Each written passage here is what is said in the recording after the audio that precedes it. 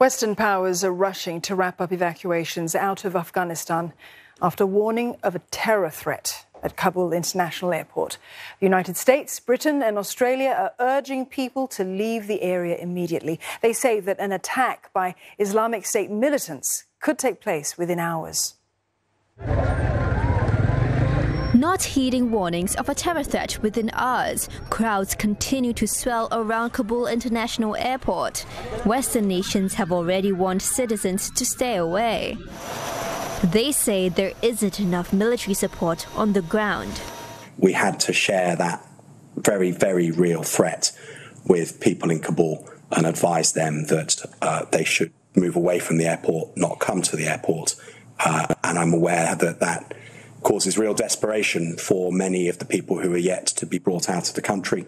But we're not being overly cautious. The threat, whilst I can't give you the detail, is very imminent, very credible, very lethal. In the 11 days since the Taliban swept into Kabul, the US and its allies have mounted one of the largest air evacuations in history. More than 88,000 people have been flown out of Afghanistan. Thousands are still trying to get on flights, but chances are getting slimmer. France is ending its evacuation effort, so are the Netherlands and Belgium.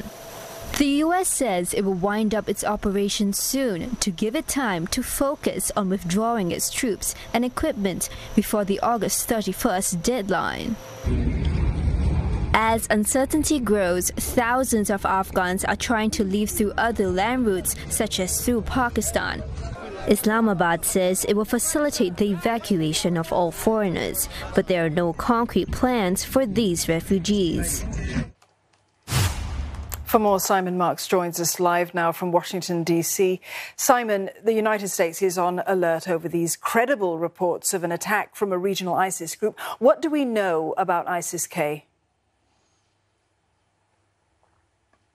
Well, we certainly know that President Biden has been warning now for days, along with his other top lieutenants, that ISIS-K, which is this splinter group, a remnant, the US describes it, of Islamic State, has been threatening to target the operation that's underway at Hamid Karzai International Airport. And that security alert put out last night simultaneously by the US government, the British government, and then the Australian government certainly seems to have had an impact on evacuation operations at the airport. We've just had fresh numbers from the White House relating to activities at the airport yesterday. They say 13,400 people were evacuated on Wednesday. That's down from 19,000 on Tuesday and 21,500 on Monday. Now, it's not yet clear how long flights were either delayed or paused at Hamid Karzai International Airport after that security alert last night.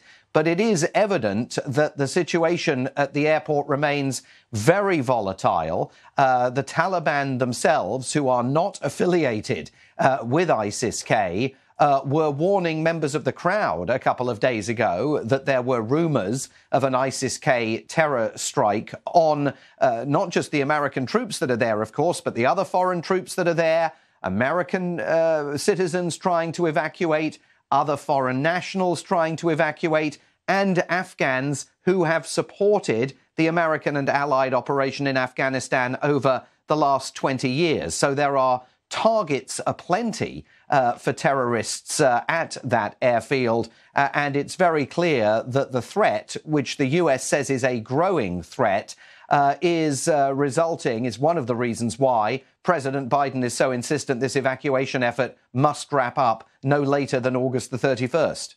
Well, that window of opportunity to get people safely out is quickly narrowing. Simon, how's all of this going to affect evacuation efforts in the remaining days?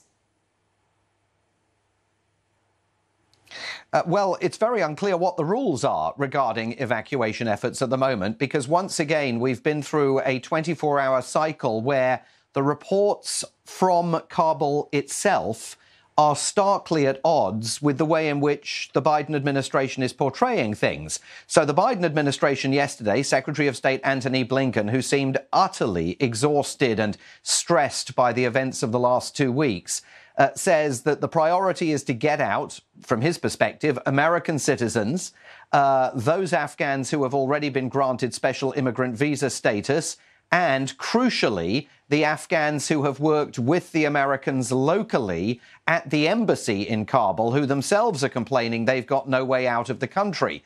And yet there are persistent reports, including some this morning, that suggest those Afghans with special immigrant visa status, when they show up at the airport, are now being told by the US Marines it's American citizens and green card holders only that are cleared to access the airport, green card holders being those legal permanent residents of the United States. So exactly how this is all going to play out under circumstances in which the Pentagon said yesterday, within the last 48 hours of the operation, the priority is going to be evacuating the 5,400 American troops at the airport and taking much of their equipment with them. They'll prioritize that over civilian evacuations. For those civilians, American foreign nationals and Afghans trying to get out, things are not looking particularly bright.